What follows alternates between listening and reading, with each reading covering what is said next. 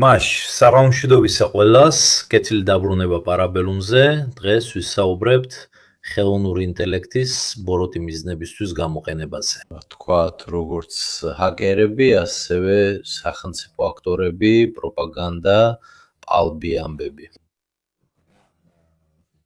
ნახეთ, რამდენჯერ იქნება სურათები და შემდეგ ვრცელდება ინტერნეტში, ნაწილობრივ ამას მაფიებიც აკეთებენ, ნაწილობრივ კი ადამიანები, რომლებიც ცდილობენ გამოიყენონ პროგრამული უზრუნველყოფა ტროიანების შესაქმნელად, ან ბოროტული პროგრამების დასამატებლად, შანტაჟისთვის, ან თაღლითობისთვის გამოსასყიდად. რაც ნიშნავს, რომ უნდა გადაიხადო თუ გინდა გამბლოკო. და ეს ძალიან დაკავშირებულია კრიპტოვალუტების წების სამყაროსთანაც. და ამის შესახებ სასაუბროთ, რა თქმა უნდა, ჩვენთან ერთად არის ივან ბარბატო, ასე რომ მოგესალმებით. კეთილი იყოს შენი დაბრუნება 7 პერიოდის შემდეგ ახლო აღმოსავლეთში. მართალია, კიდევ ერთხელ დიდი მადლობა მოწვევისთვის და ყოველთვის ძალიან მიხარია შენთან და შენს აუდიტორიასთან შეხვედრა. დიახ, როგორც დავგეგმეთ, იდეა იყო გაგვეგრძელებინა ეს ჩვენი მოგზაურობა ხელოვნური ინტელექტის სამყაროში. სინათლე იცვლება იმ გაგებით, რომ ყველაფერი ნათლად დავიწყეთ, ყველაფერი მომავლისკენ იყო მიმართული, იმიტომ რომ უკვე შევეხეთ ისტორიას, აწმყოსა და მომავალს, განსაკუთრებით ხელოვნური ინტელექტის თემაზე, შემდეგ კი უკვე ბოლო ლაივში შევედით სამყაროში, რომელიც ალბათ უკვე უდნავ ნაცრისფერი ხდებოდა. არა, ეს სამხედრო სისტემის მიერ ხელოვნური ინტელექტის დანერგვა. სამხედრო სექტორში ვისაუბრეთ პალანტირზე, ვისაუბრეთ ანთროპიკზე, სხვათა შორის ამ ასპექტებშიც არის ბოლო დროის სიახლეები. გასულ კვირას სან-ფრანცისკოს მოსამართლემ უკვე მისცა პირველი გამარჯვება. უთხრათ ანთროპიკს, რომელმაც პენტაგონი უჩივლა იმ ცნობილი ისტორიის გამო, როცა ანთროპიკი მიწოდების ჯაჭვის რისკების სიაში შეიყვანეს. რაც ანთროპიკს ფაქტობრივად აუკრძალავდა მუშაობას ყველა იმ მომწოდებელთან, რომელსაც პენტაგონთან აქვს კავშირი. ამ შემთხვევაში ანთროპიკმა პირველი გამარჯვება მოიპოვა. თუმცა ყველაფერი გრძელდება, ის მიზეზები, რის გამოც ეს ომი დაიწყო ახლო აღმოსავლეთში. ანალიტიკოსები და ისტორიკოსები აუცილებლად განიხილავენ მათ მომავალში, დღეებში, კვირებში, თვეებში, თუ არა წლებშიც. მაგრამ უდავოა, რომ ხელოვნური ინტელექტი იყო ერთ-ერთი ვიტრინა, რომელიც ამ ომმა გამოიხენა თავის დასამკვიდრებლად. ალანტერიდან გასულ კვირას უყურები ინტერვიუებს კიდევ ერთი საკმაოდ საინტერესო პიროვნების შესახებ, ასე ვთქვათ, არ ვიცი იცნობ თუ არა პალანტირს. პალმერ ლაკი, ანდურილის დამფუძნებელი.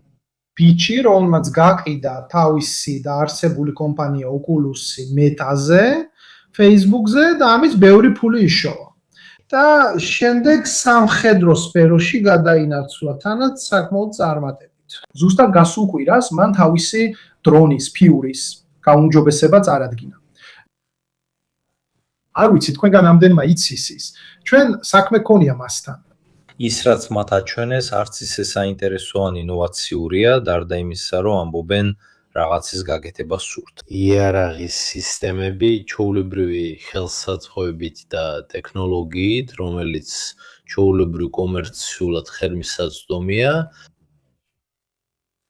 რაც ძალიან გვაკვირვებს ამ ახალგაზრდებში, ამ თემაზე უკვე ვისაუბრეთ, ვახსენეთ Big Bang Theory-ის მომენტი და ისიც, რომ ეს პერსონაჟები ყველა ვიდეო თამაშებიდან იყო აღებული.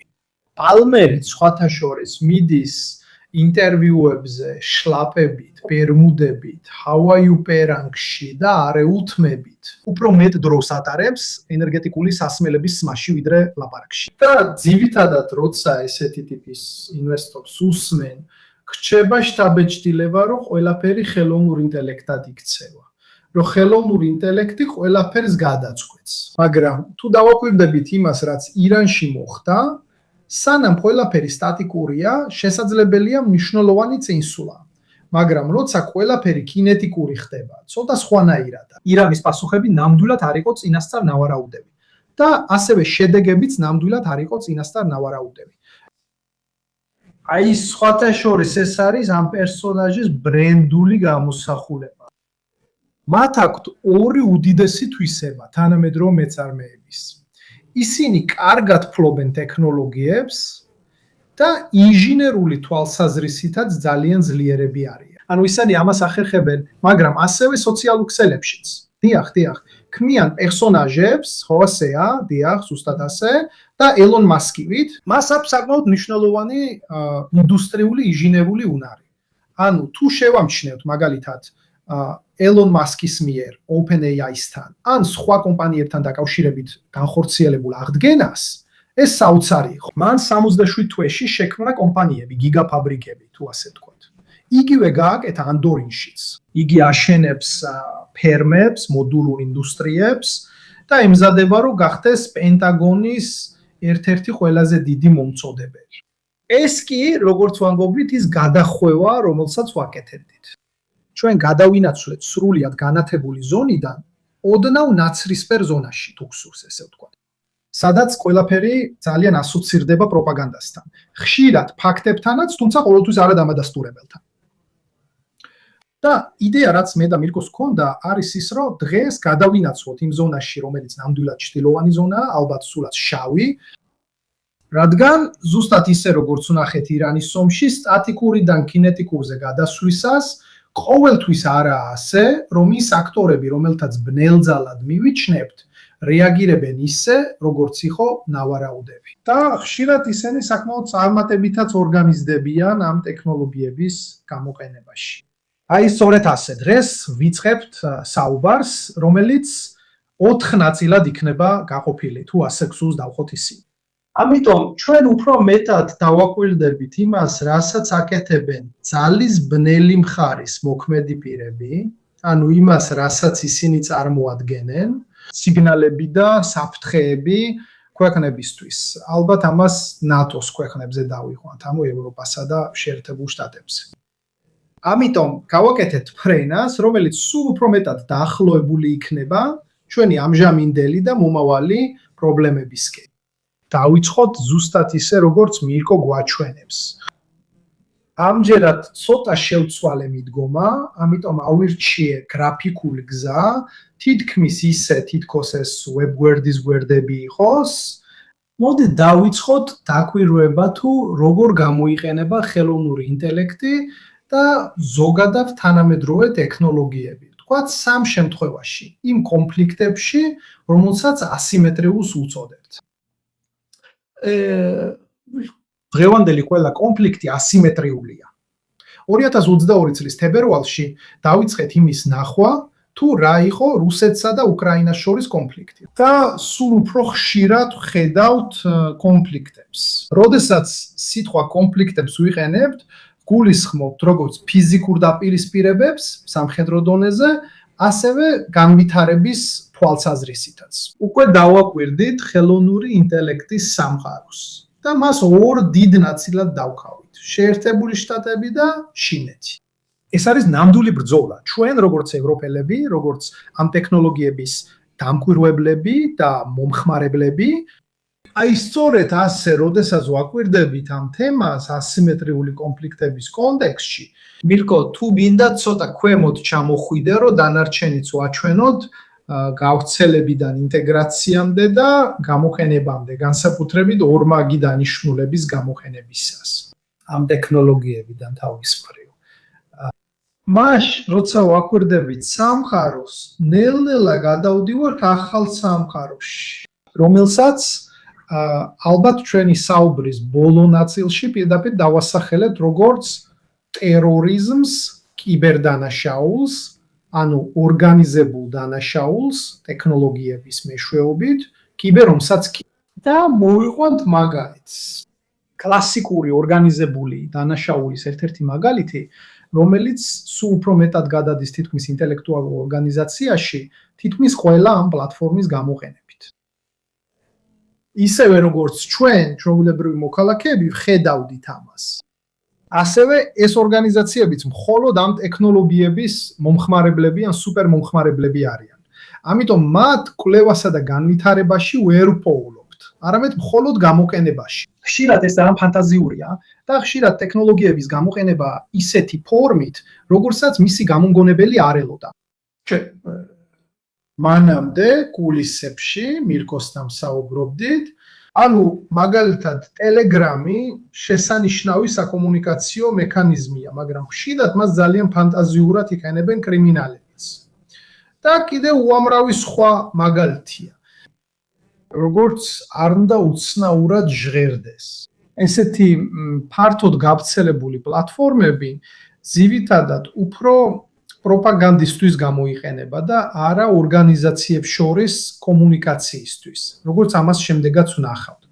მას რეალურად რას აკეთებენ ისინი? ისინი პოულობენ სიახლეს, როგორც ჩვენ ყველა, და ცდილობენ იპოვონ გზა, რომ გამოიყენონ იგი საკუთარი სარგებლისთვის. აშენებენ ნამდვილ ეკოსისტემებს.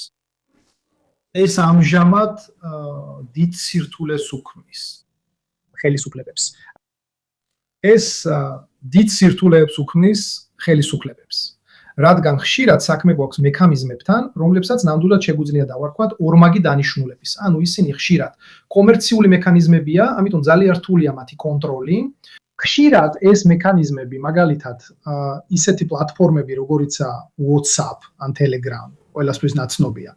ეს პლატფორმები ეგრეთ წოდებული ბოლოდან ბოლომდე დაშიფრის სისტემებია. სადაც თავად კომპანია, იგივე ორგანიზაცია, იგივე სუბიექტი, რომელმაც შექმნა პლატფორმა, ვერ ახერხებს შეტყობინებაში ჩარევას. ანუ ვინც აგზავნის შეტყობინებას ერთადერთი ამ მიმღებთან ერთად, ვისაც შეუძლია შეტყობინების გასაგებად ნახვა, ამიტომ მოკლედ ხელისუფლებას დიდი სირთულეები აქვს ამ ორგანიზაციების დევნაში, რომლებიც ხშირად მოქმედებენ ნაცრისფერ ზონებში. გამოიყენება ცნობილი პლატფორმების გამოყენებით, მაგრამ ხშირად ასევე ძალიან ნაკლებად ცნობილი პლატფორმების გამოყენებით, რომ ერთმანეთს შეტყობინებები გაუცვალონ. როგორ მუშაობს ეს? ცოტა უფრო ღრმად ჩაუღრმავდეთ, როგორ ხდება ამ შესაძლებლობების გავრცელება. ზუსტად ისინი ძირითადად ოპერატიული ინტეგრაციით არიან დაკავებულნი. ამ საწყის ეტაპზე ვრჩებით ზოგად და ზედაპირ დონეზე, შემდეგ კი უფრო და უფრო უღრმავდებით.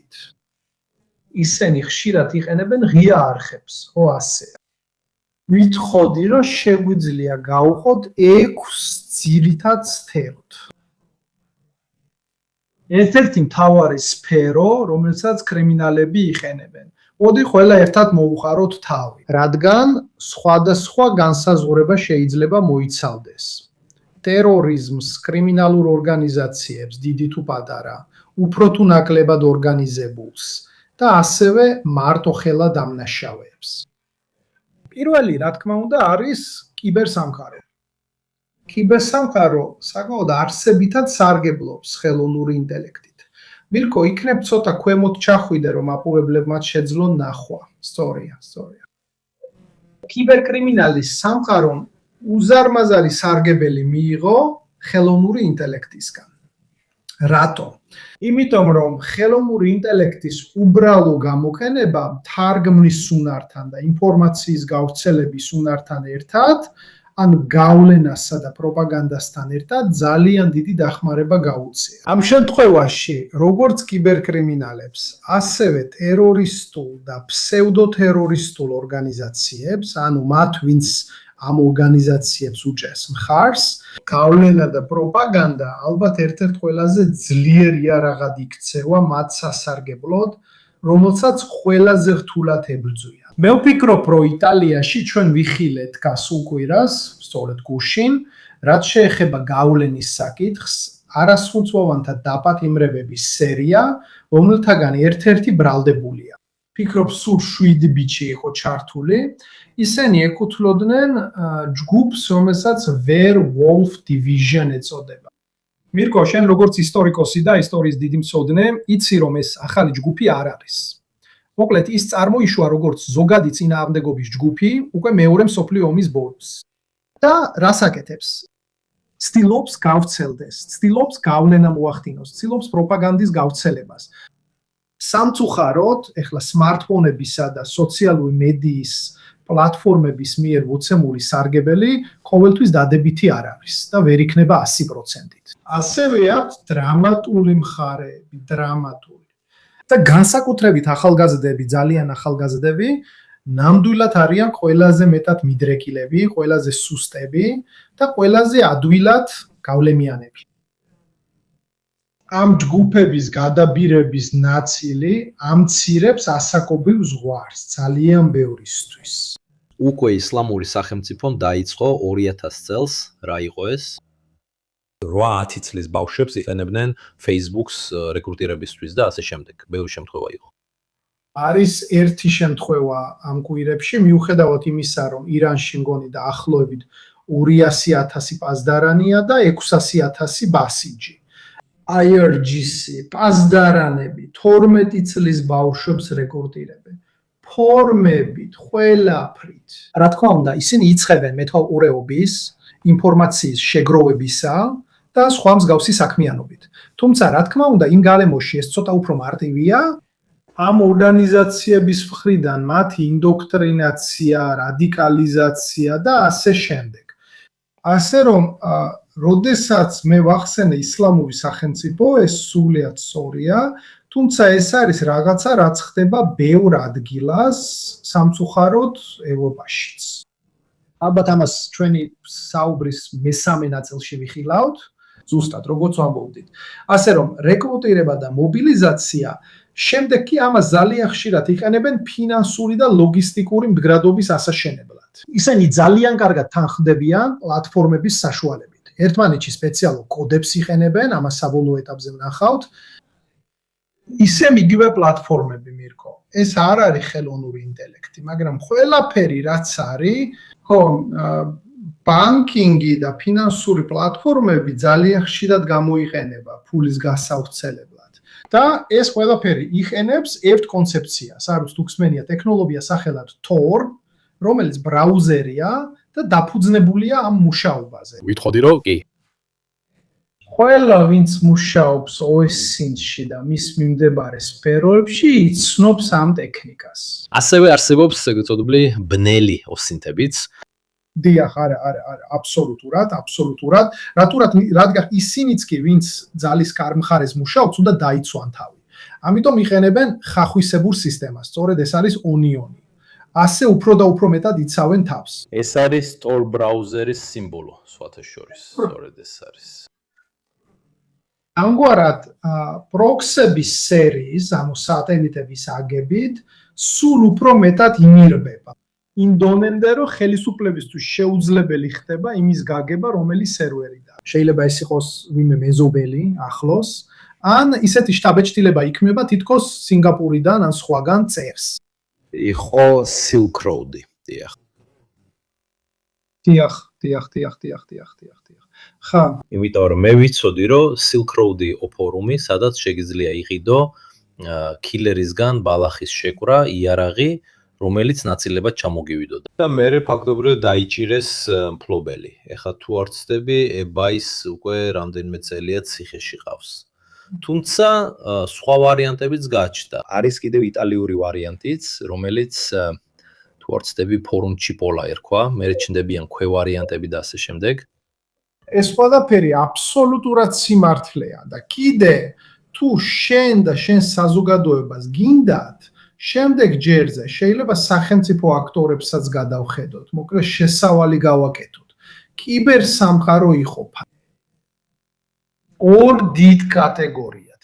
ვინც ჰაკერების სამყაროში მუშაობს, იყოფა, როდესაც მუშაობ ჩვეულებრივ კომპანიაში, გუნდები იყოფა წითელ და ლურჯ გუნდებად. ლურჯები არიან დამცველები, წითლები კი ისინი, ვინც ატარებენ შეტევის ტესტებს, რათა სისტემის შემოწმება მოხდეს.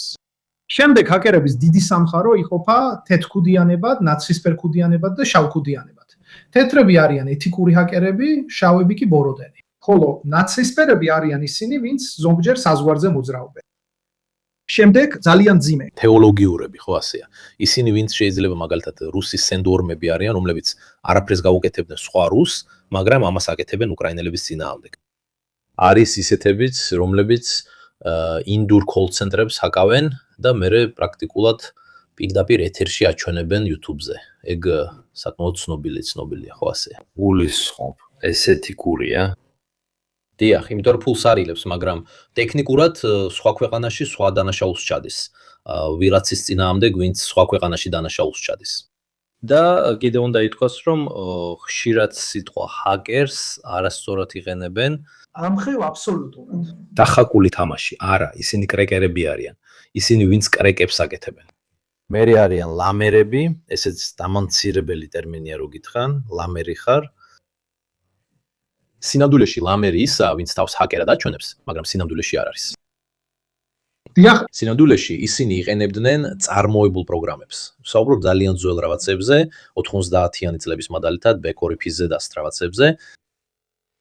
მაშ, აუცილებლად უნდა ჩავწეროთ ეს ეპიზოდი, რადგან მივქონ ძალიან საინტერესო თემა წამოვაყენეთ. რადგან ზოგადად, სწორედ ასეა, ვინც კიბერსფეროში მუშაობს, ნუ დავარქმევთ ჰაკერებს, ისინი იყოფიან სახელმწიფო აქტორებად.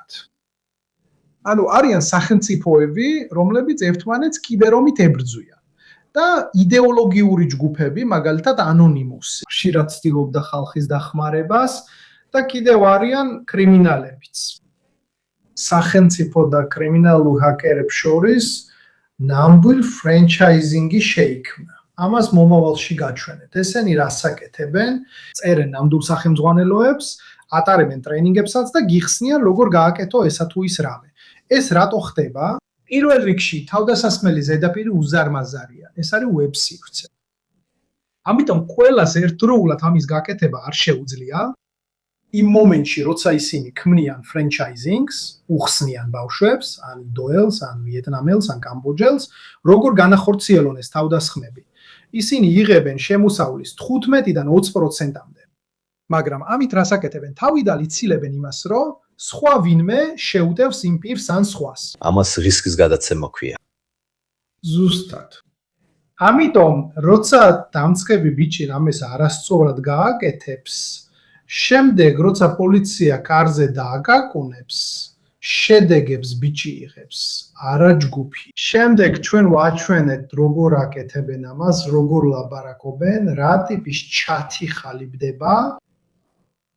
ეს საინტერესო კითხვაა. რამდენად გავრცელებულია კიბერომი? არასდროს საუბრობენ რაიმე ტიპის თავდასხმაზე. ეს უხილავი ომებია. ეს ის შემთხვევებია, რომლებიც დამოდის მაშინ, როცა უტამენ საავადმყოფოს, როცა უტამენ ელექტროგრილს და სახელმწიფო ამას არ ახმაურებს. მაგრამ ნებისმიერ მომენტში ომები მიმდინარეობს, ხშირად აბსურდული მიზეზებითაც კი. გეიმერები, რომლებიც ბრაზდებიან დეველოპერზე და უტარებენ DDoS შეტევას თამაშის სერვერებზე, სანამ ისინი არ დააბრუნებენ პატჩს, ან არ გაუქმებენ ბანს, ანგარიშს. ამ მსგავს რაღაცებს. არსებობს უამრავი ომი, რომელიც ხდება მაშინ, როცა მათზე ყვებიან. დიახ, ხშირად სახელმწიფოები ამას სამხედრო დონეზე აკეთებენ, არა ისე, რომ FBI მოვიდეს და გითხრას ნახეთ გუშინეს გაგვიტეხეს. ეს შიდა საკითხია. და მერე იგებენ ამას. კაშპატერის გარდა, რომელსაც რამდენიმე დღის წინ ირანელებმა გაუტეხეს, არა პირადი მეილი, ასე რომ პაროლი, აბა 12345 იყო თუ გავითვალისწინეთ ამ ადამიანებს. 90%-ში პაროლი შენს დაბადების თარიღში. ეს არის პატარა თამაში, რომელიც შეგიძლიათ ითამაშოთ თუ გინდათ ვიღაცის Facebook-ის პაროლი გაიგოთ. კითხე დედამისის ქალიშვილობის გვარი, მისი დაბადების თარიღი, საყვარელი შინაური ცხოველის სახელი. ეს არის 5-დან 3 აღდგენის შეკითხვა. აბსოლუტურად კი. მაგრამ კითხვა, რომელიც შენმა მომხმარებელმა დასვა, ძალიან კარგია, პასუხს იმსახურებს. შემდეგ ნელ-ნელა ამ საუბრის განმავლობაში მე მოგიყვან 45 შემთხვევიდან მაგალითებს. ზოგიერთი უფრო ძველი, რათა არ მიუბრუნდეთ მიმდინარე საკითხებს. მაგრამ როგორც მირკო ამბობდა, ყოველთვის არ ვრცელდება მიზეზები, ეს არ არის მომგებიანი. მხოლოდ ერთ რამეს გეტყვი, გასულ ზაფხულს ესპანეთსა და პორტუგალიას ბლეკაუტი ჰქონდათ. პორტუგალია რამდენიმე საათში, 10-11 საათში აღდგა, ესპანეთს ცოტა მეტი დრო დასჭირდა. ოფიციალური მიზეზები ბევრია. მე რო ცნობის მოყარე ვიყო, ვნახავდი რა იყო სტაქსნეტის ვირუსი. ის, რომელმაც რამდენიმე წლის წინ ირანში ცენტრიფუგები ააფეთქა. რა თქმა უნდა, ხელისუფლება ესეთ რაღაცებს ვერ გაასაჯაროებს. მაგრამ მაგალითად არსებობს ოფიციალური მონაცემი ანთროპიკისგან, რომელიც ძალიან კოორდინირებულად დაესხნენ თავს და ამ თავდასხმის 90% ავტომატური იყო, თანაც ანთროპიკის ტექნოლოგიების გამოყენებით. და თავდასხმა განხორციელდა GTG 1002-ის მიერ, რომელიც ოფიციალური ჩინური ჯგუფია. ისინი ჩინელი სამხედროები არიან. ან მაგალითად მირკო ეხლახანს ახსენებდა პატელს ანდალა ბოლო დროს ბევრ თავდასხმას ახორციელებს, ისინი ირანელები არიან, ანდალა ირანული ჯგუფია. ეს გვაძლევს შესაძლებლობას გავაგრძელოთ საუბარი ნაცხისფერ ზონაზე. რადგან ხშირად, როგორც მიკომ უკვე ახსენა, მინდა დეველოპერს ზიანი მივაყენო და ასე შემდეგ. ის სამყარო ძალიან ბევრ რამეს რეპუტაციაზე აგებს. ამიტომ თუ მე ძალიან შევაშინებ ვინმეს, როცა ნამდვილად უტევ ადამიანს, რომელსაც თავის დაცვა შეუძლია, მართლა ძალიან შევაშინებ მას. ამიტომ ანდალა მნიშვნელოვან შეტევებს ახორციელებს. ყოველთვის ესეთი ძლიერი და წარმატებული არ არის, როგორც ისინი ამბობენ. ალბათ პატელის შემთხვევა მაგალითად არის ის, რომ ვივაცის ტელეფონი გატეხეს, ვინც მას ფოტოები გადაუხო. ეს პატელის ტელეფონი არ არის. FBI-ის ტელეფონებზე ასე მარტივად ვერ შეიჭრები. მაგრამ ანდალა მაგალითად რამდენიმე კვირის წინ ძალიან ძლიერი შეტევა განახორციელა სტრაიკერზე. სტრაიკერი სამედიცინო მოწყობილობების მომწოდებელია. ამერიკაში მართლა ძალიან ძლიერი. დაბლოკა და დიდი ზიანი მიაყენა, ბევრი რამ გაანადგურა. ამიტომ ეს ჯგუფები ძლიერები არიან, ხარდაჭერილები არიან და სულ უფრო ძლიერები ხდებიან. მით უმეტეს, რომ აქ ერთ მნიშვნელოვან საკითხს შევეხებით. მოწინავე ხელოვნური ინტელექტისგან განსხვავებით, რომელიც მოიცავს ძალიან ჭკვიან ხალხს, დიდ ლაბორატორიებს, დიდ ინვესტიციებს.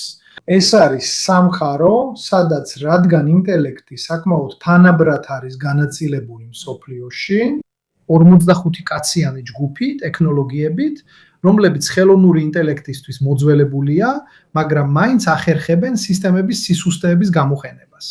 ახერხებს იყოს ოპერატიული და ძლიერი მთელ მსოფლიოში.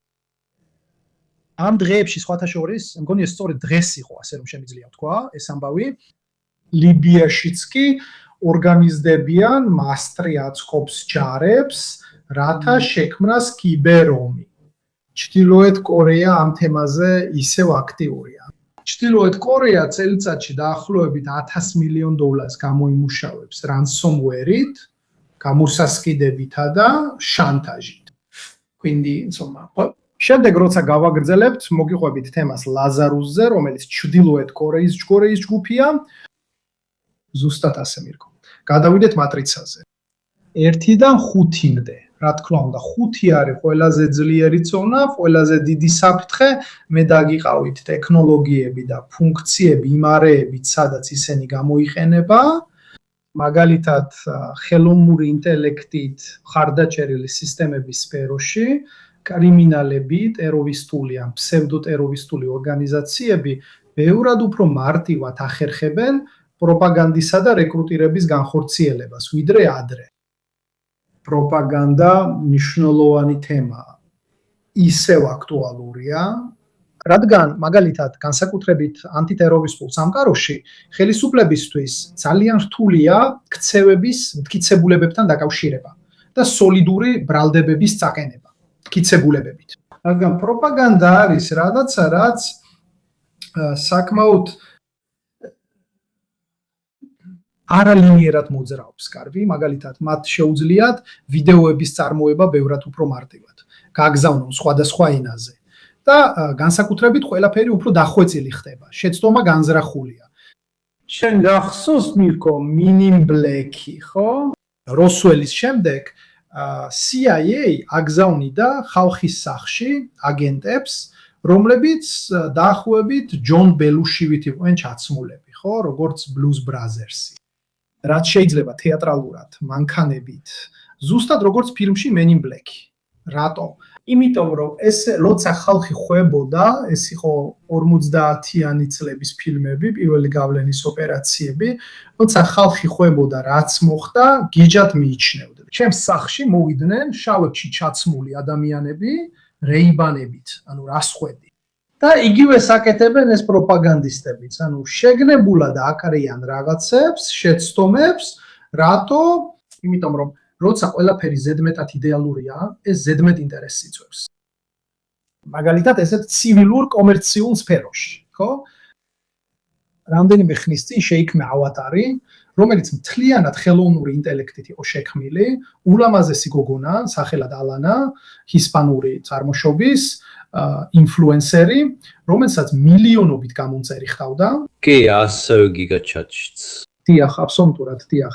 როდესაც გამომწერები, ტიპიური დაკუნთული ტიპი, რომელიც ჩანს, ალბათ თურქი მოდელი უნდა ყოფილიყო, არ მახსოვს რა სინამდვილეში, მოგონილი იყო, რამდენიმე გადაჭარბებული მოდელის მიქსი იყო და ასე შემდეგ. დიახ, ეს ქმედებებია. ზუსტად იმ კვირას.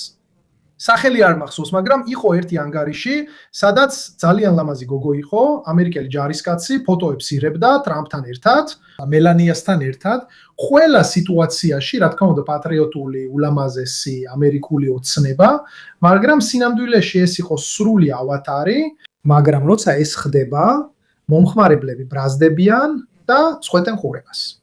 ხოლო როცა რაღაცა ნაკლოვანებები აქვს, ყველაფერი განზრახაა, იმიტომ რომ უნდათ ნორმალიზება. გახსოვს ვიდეო, რომელიც გააკეთეს თავდასხმაზე პენტაგონზე თომ კრუსთან ერთად.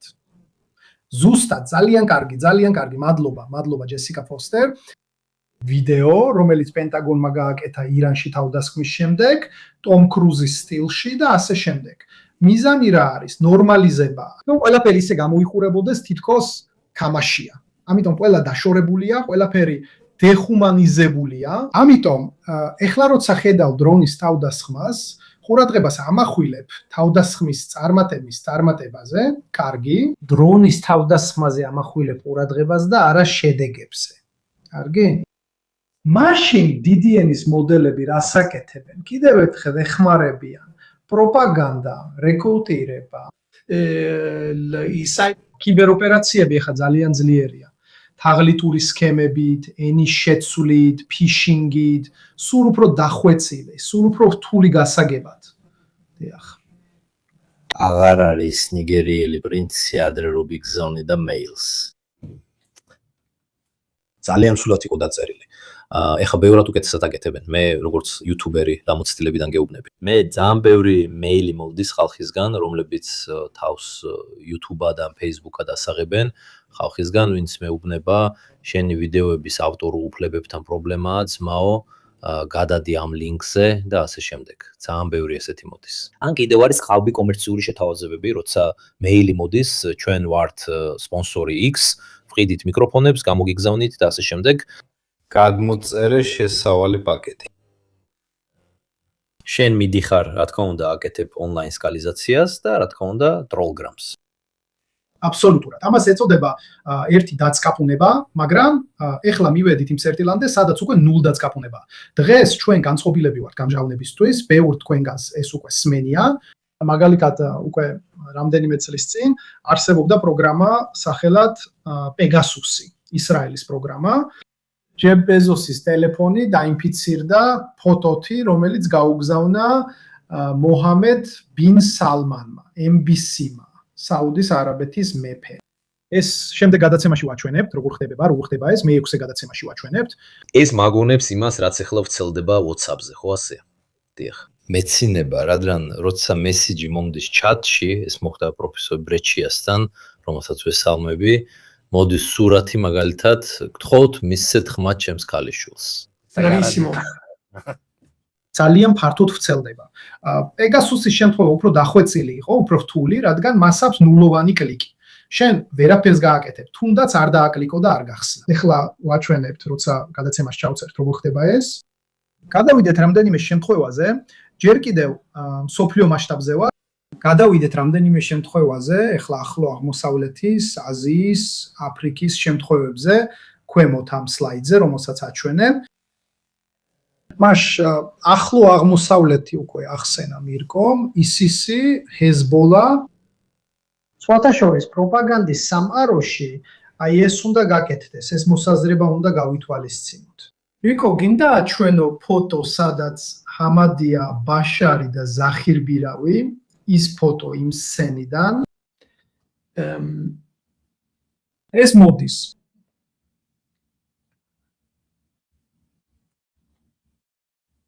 კარგი, მე ამასობაში ავხსნი. პროპაგანდა ხშირად იხენებს ადამიანებსაც, რომლებიც ამას ვერ აცნობიერებენ.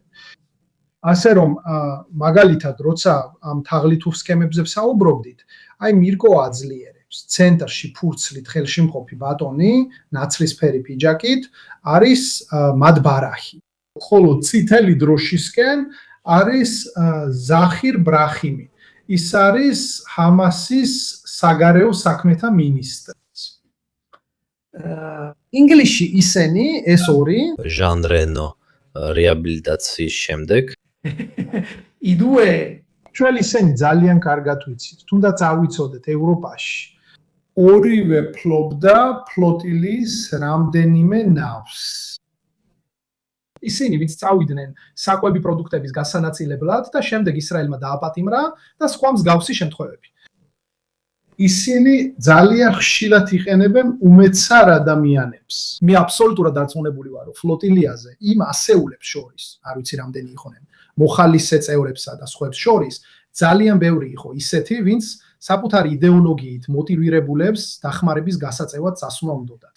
აი ეს ორგანიზაციები ხშირად იყენებენ ადამიანების კეთილნებას. ისინი იმალებიან ფრაზებით, როგორიცაა ჩვენი უფლებებისთვის ბრძოლა, დაჩაგრული ხალხების მხარდაჭერა და სხვა მსგავსი. ხშირად ისინი ატარებენ კამპანიებს თანხების მოსაპოვებლად, რათა დააფინანსონ და გააძლიერონ ის, რაც ორგანიზებულ დანაშაულსა და ტერორიზმს შორის გადის. დაუბრუნდეთ ჩვენს თემას, ეს უბრალოდ მცირე შენიშვნა იყო, დაუბრუნდეთ ჩვენს მაგალითს. მაგალითად არის სამხრეთ აზიის მაგალითი, სადაც განსაკუთრებით კამბოჯაში ხდება ეს ჩინეთსა და კამბოჯას შორის საზღვარზე. ჩინურმა ორგანიზებულმა დანაშაულმა შექმნა ნამდვილი თაღლითობის ცენტრები. მათ აიღეს ბევრი ლიცენზია, რომლებიც კაზინოებისთვის იყო განკუთვნილი, რათა თითქოს და კანონიერად ემოქმედათ, მაგრამ შიგნით ხავთ მონები, ისინი მუშაობენ თაღლითობისთვის. ანუ იმისთვის, რომ გააკეთონ აფიორები. ასე რომ ჯერჯერობით, როდესაც იქ ჩადიხარ, ფაქტობრივად შენგან იღებენ პასპორტს და იქ ხარ გაჭედილი. ამას საუდის არაბეთშიც აკეთებდნენ, ხო? როცა მუნდიალი ჩაატარეს და ასე შემდეგ, მურსი შემდეგში დამოაშკარავდა შრომის სკანდალებში, იმ პირობების გარდა, რომლებსაც პასპორტებს არ თმევდნენ და ასე შემდეგ. ისინი ვერ ბუნდებოდნენ სანამ სამუშაოს არ დაასრულებდნენ. ეს ცნობილი ტექნიკა იყო, ადრე ინდოეთშიც ხდებოდა, პაკისტანშიც. ეხლა გადავედი დიახ. ამ ხრივ ჩვენ ჯერ კიდევ ცოტათი გაგვიმართლა, რადგან არსებობს ენის ბარიერის საკითხი. ამიტომ ისინი ძირითადად ათხოვებენ თანამემამულე ვიეტნამელებს, ჩინელებს და ასე შემდეგ, შეერთებულ შტატებში. ევროპაში ეს ის შემთხვევებია, რასაც მირკო აღწერდა, ანუ ერთი დაწყაფუნება, ანუ მოცეკვავე ქალიშვილი, ხმამიეცი და ასე შემდეგ. ისინი იღებენ ყველა ინფორმაციას, აფრიკაში ალბათ აწყირს საუბრის დაცდება, რადგან აფრიკის სისტემა იმდენად სუსტია პროფესიული მიზეზების გამო, მე ბევრი დრო მაქვს გატარებული სუბსაჰარულ აფრიკაში, რამდენიმე ქვეყანაში. არის ერთი შემთხვევა, რომელიც მაგალითად მახსენდება მოზამბიკში, დაახლოებით 10 წლის წინ, ძალიან მოკლედ მოგიყვებით, რადგან უკვე 40 წუთი გავიდა და ბევრი საკითხი გვაქვს განსახილველი, დაახლოებით 10 წლის წინ, იქ რადგან არავის ჰქონდა ნდობა ხელისუფლების მიმართ, თავარი იყო WhatsApp-ის ჯგუფები. და ეს ჯგუფები ყოველთვის გამოიყენებოდა ყალბი ამბების, პროპაგანდისა და სხვა მსგავსი ინფორმაციის გასავრცელებლად. ერთ-ერთი თვალსაჩინო შემთხვევა, რომელსაც სწორედ კრიმინალები იყენებდნენ, რომელსაც ეწოდებოდა უთოს საქმე, ანუ უთოს ბანდის საქმე, წარმოიდგინე. ყველაფერი ეთქვირაში მოხდა, მაგრამ თითქმის სახელმწიფო გადატრიალებად იქცა ეს ყველაფერი. რატო? იმიტომ რომ გავრცელდა ხმა, რომ რაღაც მოხდა. მოზამბიკის დედაქალაქია მაპუტო, ადრე ლორენცო მარკესი ერქვა. სტრატეგიულად მდებარეობს იოჰანესბურგიდან 1 საათის ფრენის მანის მანძილზე. ის მდებარეობს ყურეზე, ერთი ნაწილი არის დედაქალაქი მაპუტო, მეორე კი სატელიტური ქალაქი სახელად მატოვა. გავრცელდა ხმა, რომ კრიმინალთა ბანდამ დაიწყო სახლებში შეღწევა უთოთი, რათა აწამებინათ ამ სახლებში მყოფი ადამიანები და წაევოთ ფული. იქ იყო პანიკა, სული პანიკა. ამიტომ ყველა ეჭვით დადიოდა, სანამ ნამდვილი კრიმინალები მიხვდნენ, რომ ეს მართლაც აშინებდა ხალხს. ამიტომ მანქანის საბარგულში უთოებს ატარელებდნენ, ხსნიდით საბარგულს, ვაჩვენებდით ამ უთოს და ყველა შიშით ივსებოდა. მოზამბიკში, რადგან ხელისუფლება არ მუშაობს, ხალხი თვითონ ორგანიზდება და ლინჩს აწყობს. ამიტომ იყვნენ ადამიანები, რომლებიც დაიღუპნენ, რადგან დაბნეულები იყვნენ, ადამიანები, რომლებიც რაღაცას დამოუკიდებლად აკეთებდნენ, რადგან დაბნეულები იყვნენ. ეს ყველაფერი ეფუძნებოდა კალბ ამბავს, რომელიც ერთ კვირაში სახელმწიფო გადატრიალების მასშტაბებს იღებდა. რომ გაგაგებინოთ, რამდენად ადვილია. აფრიკაში იყო კიდევ ერთი შემთხვევა, სადაც აცხადებდნენ, რომ პრეზიდენტი გარდაიცვალა და რომ იგი შეცვალეს. ისიც.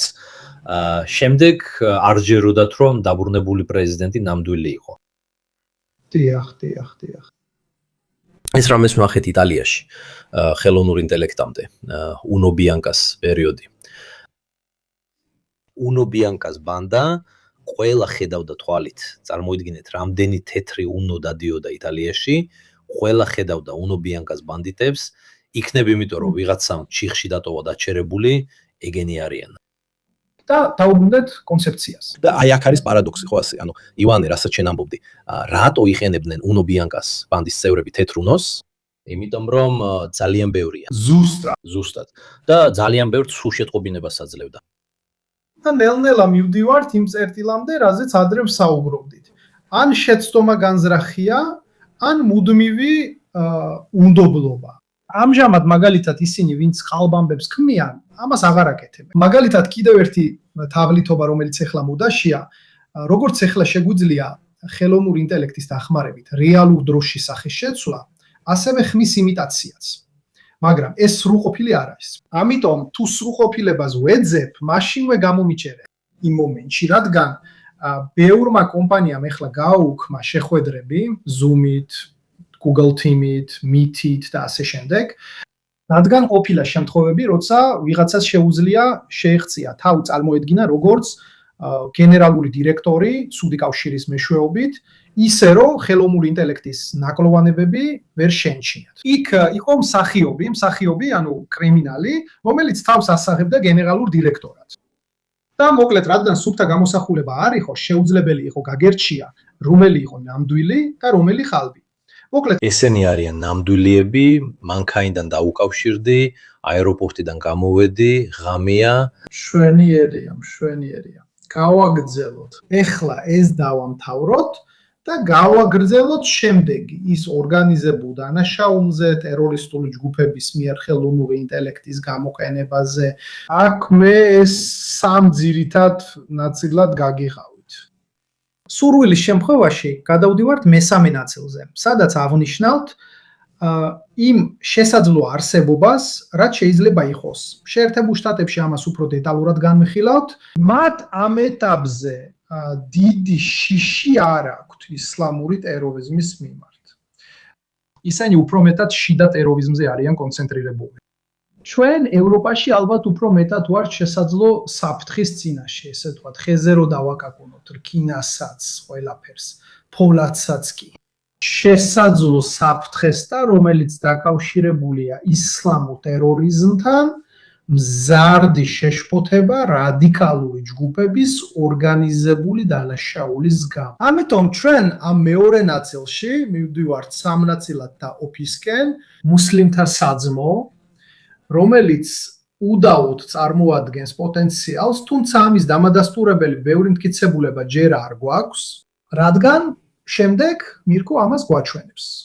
როგორც უკვე თქვი, ისინი ხშირად მოქმედებენ ეთიკური, იურიდიული ფასადებით, მოხალისეობაზე დაფუძნებით, უფლებებისთვის ბრძოლით, ან იმ ყველაფრით, რაც ევროპაში დიდ გავლენას ახდენს. ხელოვნური ინტელექტი, დიახ, ამას ცოტა მოგვიანებითაც ვაჩვენებ, ხელოვნური ინტელექტი სად ეხმარება ის სამ ჯგუფებს? Questi gruppi. ზუსტად როგორც თქვი, პროპაგანდაში, ლოგისტიკური გავრცელების ორგანიზაციებში დღევანდელი საუბრის მიზანია მივიდეთ საბოლოო წერტილამდე, სადაც ვისაუბრებთ იმაზე თუ როგორ კომუნიკაციას აწარმოებენ. კარგი? ამიტომ არა ყველა შეიძლება გვინახავს, რომ კომუნიკაციის ფორმა ხშირად სიმბოლოებითაა და ხშირად ეს კეთდება იმისთვის, რომ თავი აარიდონ ყურადღებას. ამიტომ საშიში, სერიოზული და ორგანიზებული ჯგუფები ყოველთვის არ მოქმედებენ მასობრივი გავრცელების პლატფორმებზე, რადგან მაშინ დაიწყებდნენ მათ წინააღმდეგ მოქმედებას. ამიტომ ისინი არ გამოხატავენ თავს და არ საუბრობენ კოდებით ამ პლატფორმებზე, რადგან მათი პოვნა ადვილი იქნებოდა. ხშირად ისინი ქმნიან ფორუმებს, რომლებიც როგორც კი სწორედ ამ ონიონის კონცეფციით, როგორც კი აღმოაჩენს ხელისუფლება, იბლოკება და ისინი სწრაფად გადადიან სხვა ფორუმებზე. მოდი გადავიდეთ მატრიცაზე, ხო? ესე ცოტა დავაჩქარებთ პროცესს ზუსტად. დიახ, საუბრობ სწორედ იმ სექტორებზე, სადაც ის მოქმედებს. ეს ყველაფერი მონაცემებია, რომლებიც თქვენთვის მოვამზადე. შემდეგ მითქო თუ გინდა ამ ორ პრეზენტაციას საზოგადოებას გაუზიარო, ყველა მათგანი უზრუნველყოფილია წყაროებით, ბმულებით და ეს ყველაფერი სახელმწიფო სააგენტოებია, დაწყებული FBI-ით, NSA-ით, CIA-ით, ევროპაში ევროპოლით, ინტერპოლით და ასე შემდეგ. ისინი ძალიან კონცენტრირებულნი არიან კონტენტის გავრცელებაზე, დის გავრცელებაზე. ხშირად სხვა ფორუმებზე, როდესაც საუბრობთ, მაგალითად ახლო აღმოსავლეთზე, არსებობს ზოგადი კონსენსუსი. მაგალითად ისრაელ-პალესტინის კონფლიქტის შემთხვევაში ჰამასმა ბევრად მოიგო პროპაგანდის ზონა. კონკურენცია არ არსებობს. ისრაელი უკვე ვეღარც კი ცდილობს პროპაგანდის წინააღმდეგ წასვლას. პროპაგანდა თქვათ, იმიტომ რომ ის იმდენად დამთრგუნველია, იმდენად ძლიერია, რომ მათთვის ეს უკვე წაგებული ბრძოლა. ეს იმიტომ რომ განსაკუთრებით ევროპაში მოიკიდა ფეხი. იმიტომ რომ ევროპაში ბევრი ევროპელები ძალიან მიდრეკილები არიან უფლებებისთვის ბრძოლისკენ, სუსტის დაცვაზე. ძლიერის ჩაგვრელის მხრიდან ჩადენილი ძალადობის წინააღმდეგ. ამიტომ წყვეთ დაკვირვებასა და შესწავლას და ვიცვამთ იმ საფეხბურთო გუნდის მაისურს, რომელიც ყველაზე მეტად გვაინტერესებს. ამიტომ ამ მომენტიდან აღარ უსმენთ მეორე მხარეს, მეორე აზრს, არამედ წინასწარ ვიღებთ პოზიციას. ამ ხელოვნურმა ინტელექტმა ძალიან დაეხმარა პროპაგანდას. და შემდეგ ხალხი კონკურენციაშია, რადგან როგორც ვიცი, ირანი მსოფლიოში მეოთხე ქვეყანაა STEM-ის წარმოებით. ესენი არიან ინჟინრები, კურსდამთავრებულები, ისე დარგებში, როგორიცაა ინჟინერია, ტექნიკა, მექანიკა, ტექნიკური მომსახურება და სხვა. მოკლედ, ეს არის მაღალკვალიფიციური ხალხი. იგივე ეხება არაბებსაც. პალესტინელები ამ ხელ ძლიერები არიან, ჰამას საკმაოდ ძლიერი კიბერსტრუქტურები აქვს. ძირითადად ირანელებისა და რუსების მიერ გაწვრთნილი და განათლებულები. მადლობთ. მოდი გადავიდეთ მატრიცაზე მირკო თუ აგეწყინება, ასე რომ ნახოთ აქტორი, ფუნქცია, ის ქვედა.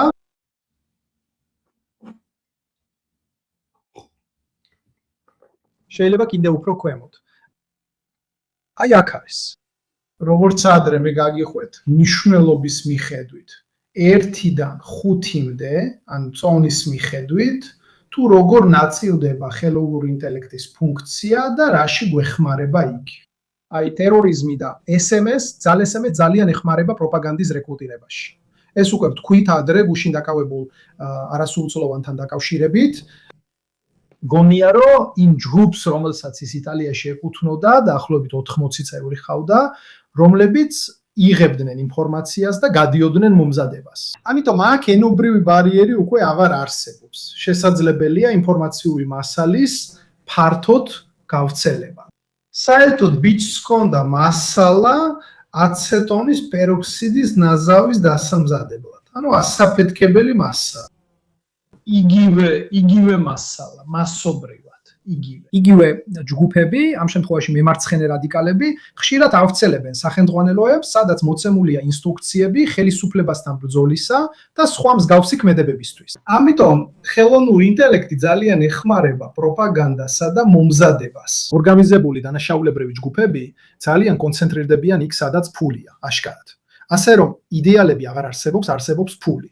ამიტომ ისინი კონცენტრირდებიან თაღლითობებზე, ფულის გათეთრებაზე, კრიპტოვალუტების სფეროზე. ეხლა სახელმწიფო აქტორები, ისინი ვინც ადრე ვახსენეთ. სხვადასხვა ქვეყნები, განსაკუთრებით აზიის ქვეყნებში, ძალიან კონცენტრირდებიან კრიპტოვალუტის ვალეტებზე ძდომისათვის საჭირო სერტიფიკატების მოპარვაზე. როცა გავაკეთეთ ეპიზოდს კიბერუსაფრთხოებაზე, მაშინ ბევრს ვისაუბრებთ smartphone-ებზეც. ისინი ალბათ მთელი ჯაჭვის ყველაზე სუსტი რგოლი არის. ჩვენ ამ მოწყობილობებში ზედმეტად ბევრ ინფორმაციას ვინახავთ და ყველა მოწყობილობა შეიძლება გახდეს თავდასხმის ობიექტი, როგორც iPhone-ის iOS მოწყობილობები, ასევე Android-ები. Android. სახელმწიფო აქტორები, რომლებზეც ახლა ხომ საუბრობდით, უფრო მეტად ორიენტირებულნი არიან ჰიბრიდულ გავლენაზე. ზუსტად ის, რასაც ადრე ვამბობდით. ისინი ძალიან ხშირად მოქმედებენ ისეთ სივრცეებში, რომლებიც სპეციალურად არის არეულად მოწყობილი, რათა ვერავინ გაიგოს, ვინ არიან, სად არიან და რას აკეთებენ. ძალიან ხშირად ამ ჯგუფების თავდასხმები ისეთია, რომ რადგანაც ამის საშუალება აქვთ, ისინი თვეების განმავლობაში გრძელდება. იმ დროიდან, როცა შენზე თავდასხმა მოხდა, იმ მომენტამდე, როცა ამას შეამჩნევ, ხშირად 6 თვე ან 1 წელი გადის. ამიტომ ისინი ყველა firewall-ისა და სისტემის გვერდისავლით, როგორც კი შიგნით მოხვდებიან, ცდილობენ გაიგონ, როგორ მუშაობს ორგანიზაცია. ასე რომ, მათ შეუძლიათ ორჯერ დაგაშანტაჟონ. ჯერ ransomware-ისთვის, ან რო დაგიბრუნონ ოპერაციებისთვის საჭირო ფაილები, ფულის გადახდის შემდეგ, ისინი კოდირებენ შენს ფაილებს და ვეღარ ახერხებ მათ გაშიფრას. მხოლოდ ფულის გადახდის შემდეგ დაგიბრუნებენ. და შემდეგ არის მეორე ტალღა, როცა ფულს გთხოვენ, რომ შენ ინფორმაცია არ გაავრცელო. ამას ძალიან ხშირად აკეთებენ, განსაკუთრებით ძალიან ორგანიზებული ჯგუფები.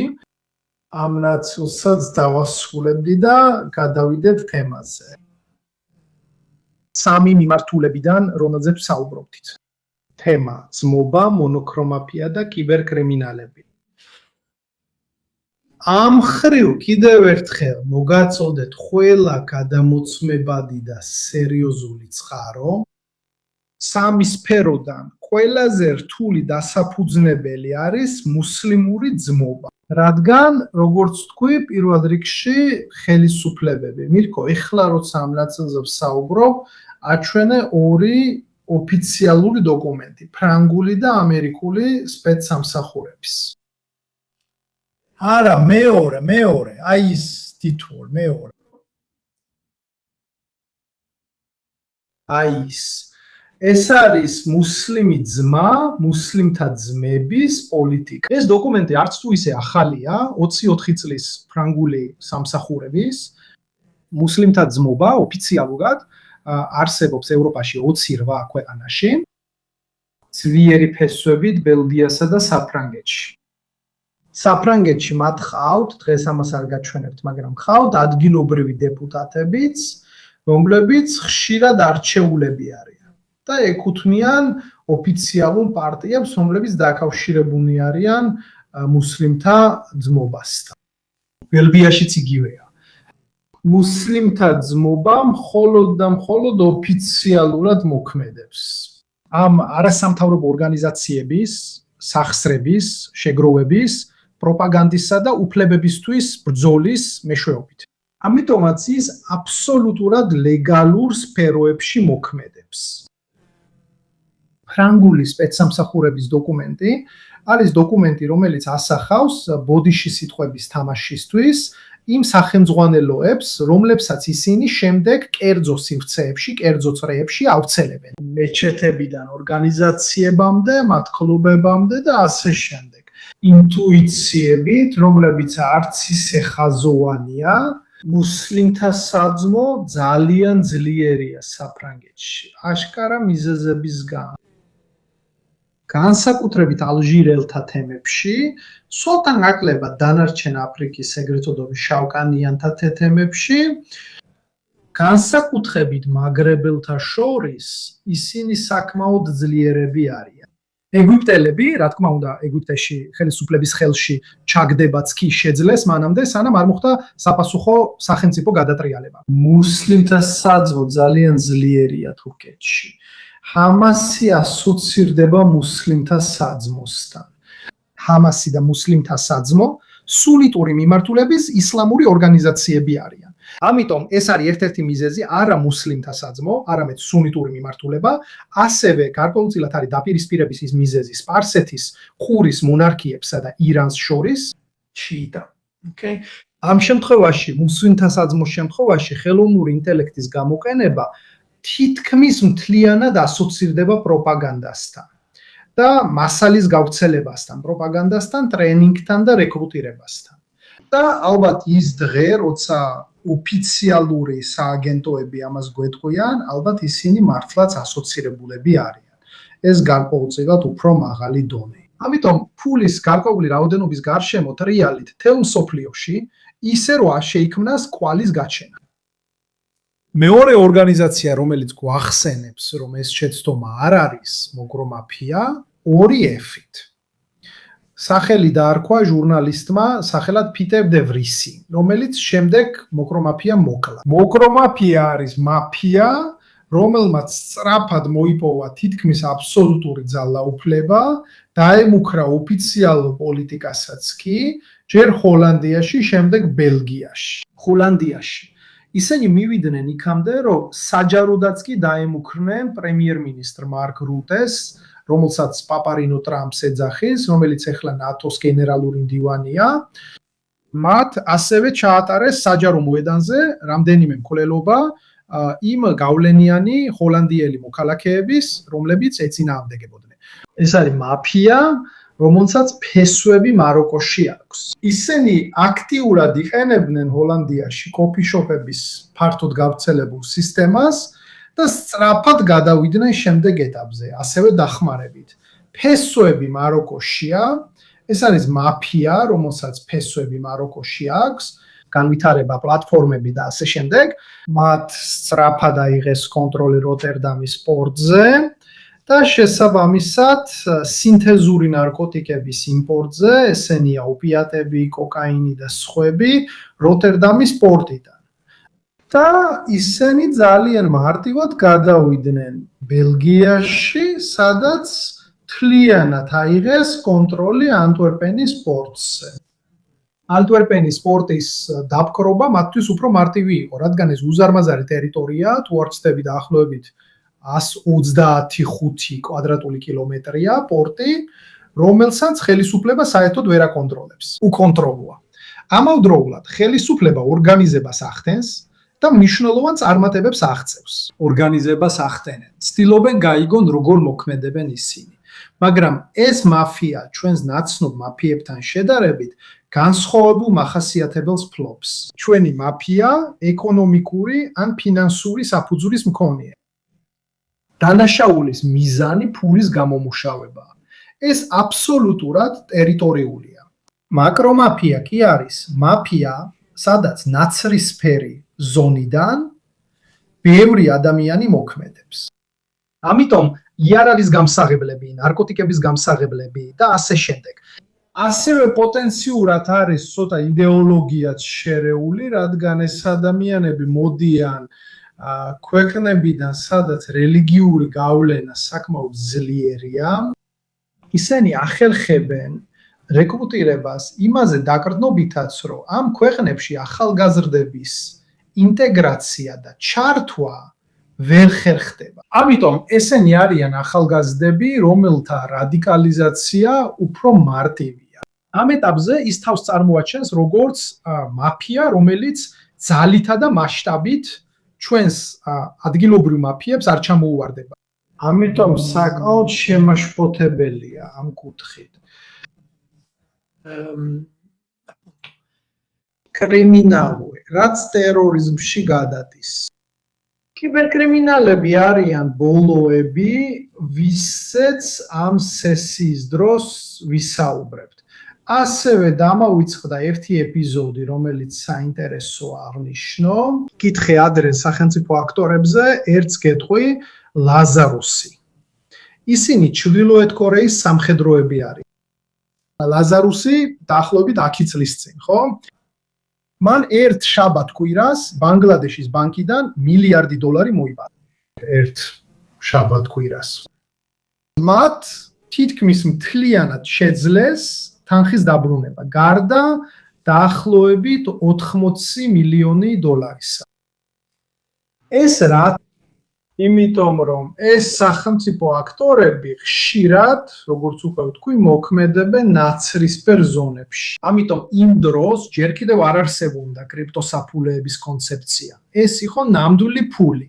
ამიტომ მისი გათეთრება იყო საჭირო. ხო, ისინი ყველა მაკაოს კაზინოებში წავიდნენ. მათ ძალიან მოკლე დროში უზარმაზარი თანხები დადეს ფსონად. რამაც, რა თქმა უნდა, ყურადღება მიიპყრო. მათთვის წაგება პრობლემა არ იყო. თავარი იყო, რომ ეს ფული გაეთეთრებინათ. ამ ფაქტის გამო განგაშის ზარი ჩაირთო, თუმცა ბანგლადეშის ბანკს ეს ჯერ კიდევ არ შეუჩლევია. კვირას მაკაოს კაზინოებმა განგაში დამოაცხადეს. ამასობაში ფული დაბრუნდა, გარდა $80 მილიონ მეტი თანხისა. აი, სახელმწიფო აქტორები ძალიან ინტერესდებიან ფულის გათეთრებით. ამიტომ ისინი გადაადგილდებიან პლატფორმებზე, სადაც ფულის გათეთრება მარტივია. ფსონები, ავეჯის ხიდვა, ლუქსი და ასე შემდეგ. როცა ფული ბევრია, მისი გათეთრება უფრო რთული ხდება. მირკო, წავიდეთ, დასასრულისკენ მივდივართ. მაგრამ მინდოდა გეჩვენებინათ, მე ყოველთვის გაჩვენებთ, რადგან შემდეგ შეიძლება ვინმე გააჩეროს ეკრანი და დააგვირდეს. ზუსტად ასე. თავისით. ერთ კლუბს სვა. პირველი ორი შეგიძლია სრულყოფილად გამოაქვეყნო, მაგრამ ესეც, რადგან ყველა წყაროშია ნახსენები. ასე რომ ჩვენ ის რაც ნამდვილად არ გვინდა შევქნათ არის მიბაძვა, ასე რომ შემდეგ შეიძლება გადავხედოთ რაღაცებს. გვინდა ვინმესთვის რეცეპტები მივცეთ. უახლოვდებით ბოლო ნაწილს და ბოლოს ვაჩვენებთ იმ ორ დოკუმენტს ამერიკული დაზვერვიდან. დაგვაუწყდა ერთი მითითება, რომელიც იყო ის The Tour. მოკლედ აგიხსნით ორ წამში. ისიც შეგვიძლია დავამატოთ, რადგან ოფიციალურია, ღია წყაროა. ამერიკელები ამჟამად ამაზე შიშობენ. სათაური სიმბოლურია, მეცინება, მაგრამ ბევრი სასაცილო არ არის. რატო არ ესმიან ტერორისტები ხიდებსა და გვირაბებს თავს? ამ ოფიციალური ანგარიშის მიხედვით ვიმეორებ, უბრალოდ იმიტომ, რომ ისინი ძალიან კონტროლდებიან, ძალიან ყურადღებით იცავენ, ძნელი იქნებოდა ორგანიზება, ამას ძალიან დიდი დრო დასჭირდებოდა, ხარჯები, დიდი ინვესტიცია დასჭირდებოდა ყველაფრის მოსამზადებლად. ამერიკელები უფრო მეტად შიდა ტერორიზმზე არიან შეშფოთებულები. კარგი? მაშინ როცა ჩვენ ევროპელები ალბათ უფრო მეტად დავიწყეთ შეშფოთებას ამ ორი ტიპის განგაშის ზარის გამო, ტერორიზმი, რომელიც აუცილებლად არ უკავშირდება იმ ტერორიზმს, რაც 2000-იანი წლების დასაწყისში ვნახეთ. არამედ ქმედებები, რომლებიც მიზნად ისახავს დესტაბილიზაციას. ამიტომ ალბათ უფრო მეტად კრიტიკული ინფრასტრუქტურა, უფრო მეტად, როგორც ადრე ვთქვით, ენერგიასთან, კომუნალურ მომსახურებებთან და სხვა მსგავს საკითხებთან ასოცირებული. ჩვენ უახლოვდებით საუბრის დასასრულს იმ ბოლო ფაილით, რომელიც თქვენთვის მოამზადე. მირკო, ეხლა ცოტა ხანში დაიწყებს იმის ჩვენებას, თუ როგორია ამ პერსონაჟების კომუნიკაციის ფორმა. ეს ეხება ჰეშტეგებს, ემოჯებს და სხვა მსგავს. მაშასე, აქ სინამდვილეში არა, ეს არ არის. ამას ბოლოს ვაჩვენებ, არც ეს, მეორე, აი ის, როგორ ურთიერთობენ. აქ არის ბევრი ფანტაზია, ბევრი კოდი და განსაკუთრებით და სწორედ ეს არის ის მომენტი, რის გამოც ხელისუფლებას ყველაზე მეტად უჭირს, რადგან განზრახ გამოიყენება სიმბოლოები და კოდები, რომლებიც სრულიად ლეგიტიმურია. ეს არის სიმბოლოები, რომლებიც ერთ ქვეყანაში ერთ რამეს ნიშნავს, ხოლო სხვაგან სხვას. და ცალ-ცალკე რო შეხედო, ისინი შეცდომაში შემხვანია. ამიტომ უნდა დავაკვირდეთ პატერნებს, ანუ იმას, რაც რეგულარულად გამოიყენება, კონტექსტებს და სხვა დეტალებს. მოდი ავხსნათ უბრალოდ ეს პირველი სიმბოლოები, რომლებიც იქ არის. პირველი არის ბაკაკი, კერმიტ ბაკაკი. Pepe the Frog. ეს ძალიან ხშირად გამოიყენება განსაკუთრებით შეერთებულ შტატებში ექსტრემისტული ჯგუფების მიერ. ისინი ხშირად ასე იდენტიფიცირდებიან, როგორც ადრე ვამბობდით, Beowulf Division-ზე, განზრახ იდენტიფიცირდებიან როგორც გარიხულები. ანუ ისინი ვინც ყველასგან გარიხულია. მე ერთადერთი ვარ, ვინც ყველაფერს ხვდება და ყველა ჩემს წინააღმდეგაა. მე მსხვერპლი ვარ. ამიტომ აპეტი უფრო უცნაურია. ყველაზე დიდი ლუზერი. ამიტომ საკუთარ თავს ლუზერად ვაცხადებ, რადგან ამათ არ უნახავთ ნერდების შურისძიება 1 და 2. მართალია. და მე ისევ მიბაძვა. ასე რომ ხშირად მოზარდები იყენებენ მათ, ისე რომ არც კი იციან რას აკეთებენ, ან უბრალოდ უნდათ რომ იხუნენ ვიღაცა, ინდა ვაჩვენო რომ ვარ, მაგრამ არ ვიცი. ეს ქმნის სიგნალებს, რომლებიც ასევე ამ ჯგუფებში. ასე რომ ისინი ამჩლევენ მათ, ვინც პოტენციურად შეიძლება რეკრუტირდეს. ვინტერი რო გახსენებს, სათმარისია ინსელის ფორუმზე შევიდნენ და იქ ადამიანური მასალა უხვად ექნებათ. აბსოლუტურად. ეს ძალიან ხშირად ხდება Twitter-ი X-შიც. ხშირად ისინი კოდირებენ ისე, რომ პლატფორმებს იყენებენ როგორც thumbs, ანუ როდესაც ინფლუენსერი პერსონაჟი ხედავს სიმბოლოების სერიას, აკეთებს retweets. ამიტომ ისინი ქმნიან მუდმივი retweet-ის მექანიზმს. ისე რომ ეს ინფორმაცია თუნდაც ყალბი, ცნობილად ყალბი, ფართოდ ვრცელდება.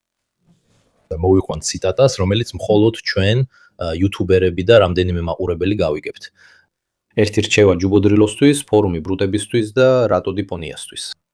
ფრთხილად იყავით, რადგან ის ხალხი აშკარად ამგვარი რაღაცების სამიზნე აუდიტორია. დიახ. იგივე ეხება ამ ექსტრემისტულ ჯგუფებსაც. 100%. სხვათა შორის, ეს ქმნის კომუნიკაციის ფორმას, რომელიც სხვადასხვა ჯგუფს კვეთს. რადგან ისინი ხშირად იყენებენ ფოტოებში, ვიდეოებში, ასევე სიმბოლოებს, რომლებიც ადამიანების მიერ არის შექმნილი. არ ვიცი თქვენთან რამდენმა იცის ეს სიმბოლო. ეს არის სუპრემატისტული სიმბოლო, რომელიც ჩვეულებრივ OK-ს გავს. არა, ეს თურქი მგლების სიმბოლოა. არა, მათაც ასე აკეთებენ, არა? ასე არის. თურქი მგლები ესეთები არიან. ეს არის white power-ი, იმიტომ რომ WP power თვითონ ერდოღანიც სიმბოლოებით ლაპარაკობს. თუ დრო გაქვთ ასაკარგი და გინდათ ამ ლაცენში ჩაღრმავება, ერდოღანიც ხშირად ამას აკეთებს. ეს რა არის? ერთი ერი, ერთი ხალხი, ერთი დროშა, ერთი რელიგია. ეს ვიღაცა მანამდეც თქვა, მაგრამ მაშინ 3 იყო. ზუსტად. ის ბავშვებს მიხავდა? არა მხოლოდ ეს, დიახ, სიმბოლო 3, ელხანის ვეფხვები და ასე შემდეგ. ეხლა ხშირად ერდოღანი ამ სიმბოლოს იხენებს ინფორმაციისა და გზავნილების გასავრცელებებლად. ამიტომ მუსლიმთა საძმოსა და ნაციონალისტებს შორის, განსაკუთრებით ისლამისტებს შორის, ეს სიმბოლო ძალიან ხშირად გამოიყენება. ხოლო სხვა სიმბოლოები, ასეული, ჯამბაზი, სადმოძი, წარგიაბი. დიახ, ჯამბაზი, ყავაც ძირითადად. იქაც, ასე ვთქვათ, ნაცრისფერი ზონა. ყავა ძირითადად ნიშნავს არ მაინტერესებს, როცა მას კონკრეტულ კლასტერში იყენებ. ეს ჩემი საქმე არ არის. ჩემი საქმე არ არის, ზუსტად. ხო, არ ჩავერევ. ეს საქმე, რომელშიც არ ჩავერევ. კარგი. მოდი ესე მოვიქცეთ. დახურე ეს ფაილი და გახსენი ის იქით. არ მაინტერესებს. არა, კიდევ უფრო მეც გაჩვენებ. ზუსტად ეს არის. კიდევ უფრო მეც გაჩვენებ, რადგან ამერიკელებმა მშობლებისთვის სახელმძღვანელოც გაავრცელეს, რომ გაიქონ მოკლედ, ხო? კარგი, მაგრამ მე ამასობაში გადავხედავ, რომ თუ მე გინდა ნახო ზუსტად. მე გახსენი ის მეორე, ის ერთი გვერდიანი ამერიკული დაზვერვის, ის მართლა ის გამოვაქვეყნოთ, მაინც ჩვენი არ არის. მაგრამ ნახე გეუბნები როგორც ყოფილი მოტოციკლისტი, 100. ქულა. შეიძლება ასევე აღიქმებოდეს როგორც 100% და ასე შემდეგ. მოტოციკლისტები იყენებდნენ საპირისპირო სიმბოლოს 1%-ers. ანუ ჩვენ ვართ იმ 1%-ის ნაწილი. დანარჩენები კი არიან ის 99%. ვირკო, ყველა. მაგალითად მე მყავდა ერთი, რომელიც ცოტა ხნის წინ აღარ გამოვიხენე. აი ეს ერთ-ერთი ყველაზე უშნო სიმბოლოა, რაც კი არსებობს სოფლიოში.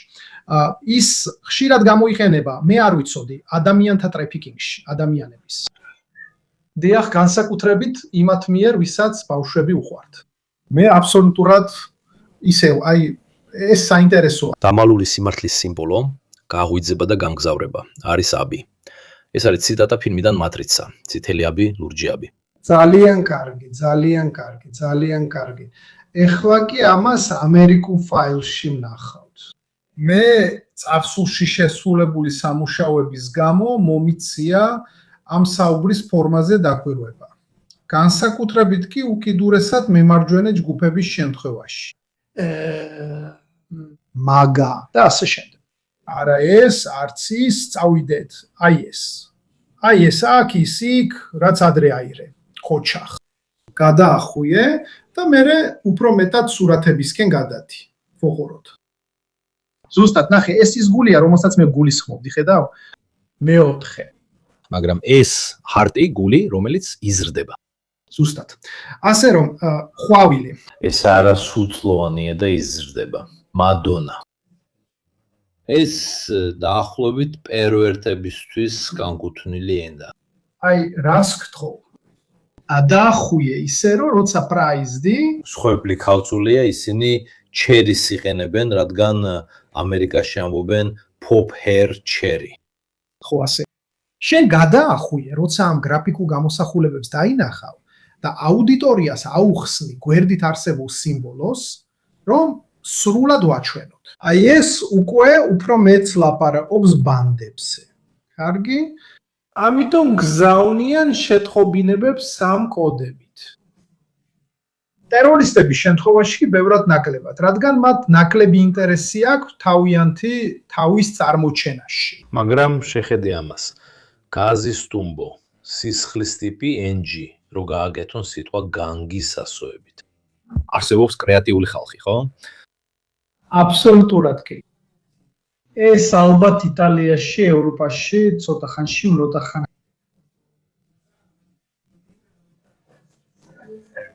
მე ვნახე, არ მახსოვს რომელი YouTube არხზე, ერთი ადამიანი ლაპარაკობდა ესკორტის საიტების სამყაროს ენაზე. არა? კი. და ამბობდა, რომ იქ ფაზზე მოსალაპარაკებლად მართვის სკოლის ენას იყენებდნენ, ქალაქის სიჩქარე, რაც ნიშნავს 50 ევროს, არა? ზუსტად. ისინი ამას ნიმუშად იყენებდნენ. ზუსტად. აბსოლუტურად ასია გადახვიე, რადგან კიდევ არის ძალიან საინტერესო ცხრილები ნარკოტიკების კოდებზე, მერე გადავიდეთ ტერორისტების ნაწილზე. ეკო. აი ეს არის ის რაც ვიპოვე. შემდეგ ფანტაზია, GOATee. GOATee ანუ თხა. ყველა დროის საუკეთესო. ესეც გამოიყენება. ხშირად მესის, კრისტიანო რონალდუს და სხვებისთვის. ზუსტად, მაგრამ როდესაც სინთეზური ნარკოტიკების გავრცელება და გამოჩენა დაიწყო, ეს ასოცირდებოდა ნარკოტიკის კონკრეტულ სიმბოლოსთან, შემდეგ კი იყო თხა, რეცეპტი, რომელიც ყველაზე კარგად გამოვიდა. ნახე, არის საზომი ერთეულიც. 1 ფუნტი.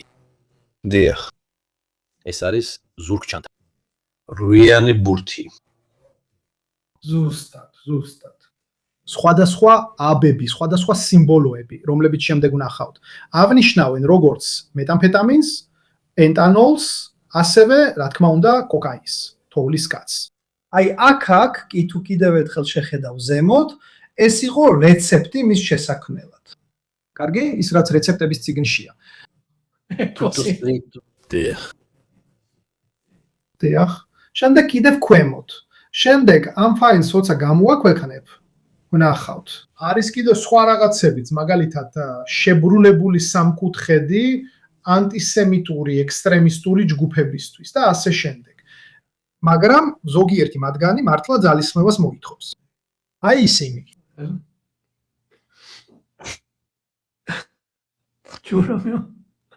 ჯიურამი, მადლობა. ზუსტად ასე. Exato. შეცვალე სიმბოლოები. დიახ, ესენი არიან. მაგრამ შეხედე ამას. ეს ხო დალაქისა, არა? დალაქის სიმბოლო, რომელიც ტრიალებს, მილი. ეხლა მე ყველას გეუბნებით, დაბრუნდით თქვენს WhatsApp chat-ში, ან იქნებ თქვენ შეყვარებულთან და შეხედეთ იმ სიმბოლოებს, რასაც იყენებთ. Ecco questo, sì. ამათ ფრთხილად ვიყოთ. ამათ ფრთხილად ვიყოთ. ეს რასაც მირკო აჩვენებს, ერთგვარი სახელმძღვანელოა ისლამის ყველაზე დაკავშირებული ნაწილისთვის. კარგი? აქ ყველა მითითება მოცემული. მადლობა. მათთვის აი ეს მნიშვნელოვანია. მნიშვნელოვანია ტრანსპორტირება. ის იქ თავს ესხმის საკუთარ თავს, რაც სწორად მიმაჩნია. 5. ეს არის პირველი, ან სხვა სიმბოლო, მაგალითად 4, რომელიც გაჩვენეთ. ტავითი. არსებობს მხოლოდ ერთი სიმართლე, ჩვენ. კი. მაგალითად, ბოლოკი. ეს სიმბოლოები ხო არ იყო ასევე ცნობილი პისტოლეტიც, რადგან ერთ მომენტში X-ზე ან Facebook-ზე რაღაც აურზაური ატყდა. არ მახსოვს რატო შეცვალეს პისტოლეტი და იყო ის ნიღაბი, რომელმაც თქვა, რომ ისევ დავაბრუნებ Switch-ზე. საიტებზე ყველა იმაზე იყო კონცენტრირებული, რომ ეს პისტოლეტი იყო. პურიტანები პისტოლეტის აიკონის გამოყენებაც კი არ შეიძლება, ალბათ იმიტომ რომ ესეთ კონტექსტებში გამოიყენებოდა. აქაც ისევ ყოველთვის უნდა შევხედოთ. მირკო, კონტექსტი იდეალურად წარმოაჩინე. მაგალითად არის ქალბატონის ან ბატონის სიმბოლოც. ის ხშირად ვიყენებთ. ის რაც უკიდურესად მემარჯვენე გარემოში გამოიყენება, სხვა მნიშვნელობას ატარებს. შენ მაგალითად. ეხლა ხან როგორც ვაჩვენეთ, ზემოთ იყო პეპე ბაკაპი, რომელიც ამას ხსნიდა. მაგრამ კიდევ უფრო მაღლა, კიდევ ცოტა ზემოთ, კიდევ ცოტა. კიდევ ცოტა აი მესამე უჯრა, მეორე სიმბოლო, ეს არის მუსლიმთა საძმოს სიმბოლო. ორი გადაჯვარედინებული მახვილი. კარგი, ესე რომ თუ დავიწყეთ მათ არევას, გთხოვთ, არ გააკეთოთ ეს. არ გააკეთოთ ეს თქვენ სახლში, აქ ამას პროფესიონალები აკეთებენ. ზუსტად ასე, ამიტომ ყველაფერი ცოტა შესასწავლია. ვაცნობიერებ, რომ როცა ამ საკითხს მშობლები სწავლობენ, შეიძლება ეს ზედმეტ განგაშსაც იწვევდეს. ყოველთვის უსარგებლოა კომუნიკაცია, ლაპარაკი, დიალოგი იმის გასაგებად რა ხდება. ეს ბოლოა, რის შემდეგაც ჩვენი საუბარი მთავრდება. ეს ახალია 16 მარტის. გთხოვთ, ძალიან გრძელია. დავდებთ და მერე წაიკითხავთ. მაგრამ არის ორი რამ, რაც ამერიკელებს სერიოზულად აწუხეთ. მხოლოდ ორი. პირველი არის კოსმოსური ომი. Space war, okay? კარგი, ისინი ძალიან შეშფოთებულები არიან. რატო? იმიტომ რომ ყველაფერი რაც ხდება კოსმოსში, ანუ სატელიტებთან დაკავშირებით, თავად რუსეთიც ცდილობს საკუთარი Starlink-ის მსგავსი ქსელის შექმნას. ჩინელებს, რა თქმა უნდა, ბევრად მეტი შესაძლებლობა აქვთ, ამერიკელები კი არანაირად არ სურთ დაკარგონ არც კოსმოსური ომი და არც მაგრამ ყველაზე მეტად სურთ საკუთარი თავის დაცვა. და ეს რაც შეეხება ამერიკელებისთვის მეორე განგაშის ზარს, სწორედ ჰიბრიდულ თავდასხმებთან არის დაკავშირებული. დღეს კორიერში სტატია იყო. სინამდვილეში მე ეს ერთ დიდ მეგობართან გავცვალე. მგონია რომ ამას ახლა ალექსანდერ გრინბერგიც უყურებს, რომელიც შემდეგ მილკო ალექსანდერის ახზე გამოჩნდება. მგონია რომ ეხლო აღმოსავლეთში ის ყველაზე კარგად იცნობს მთელ ირანულ სისტემას, შესანიშნავი ადამიანია. ალბათ ათენაზე ლაპარაკობს. მე მწვენია როცა ვესაუბრები მასთან საუბრისას, მას სტატია დაწერა. ძალიან საინტერესოა, დღეს ვიპოვე ერთი ვერსია, რომელიც არ მგონია მის სტატიაზე იყოს დაფუძნებული კორიერში, ეს არის ირანის მოზაიკური ორგანიზაცია. ეს უხსნის ცნობის მოყვარეებს, ან მათ ვინც ვერ მიხვდა, ან კარგად ვერ გაიგო ირანის ქცევების სერია, როგორიცაა თავდასხმები თურქეთზე, თავდასხმები ომანზე და ასე შემდეგ. ეს საინტერესოა და მე ეს ხამენეი მომცა.